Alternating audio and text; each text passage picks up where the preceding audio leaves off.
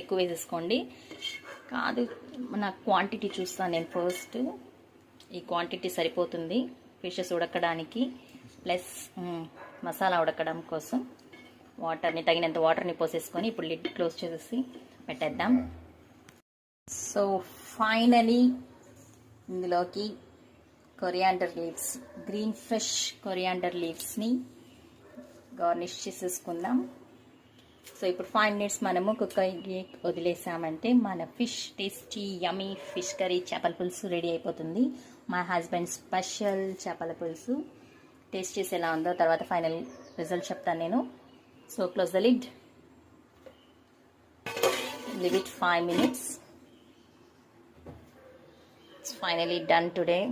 I hope you like this recipe. If you like this recipe, don't skip the video. Please watch complete video and please like, share and subscribe my channel and support to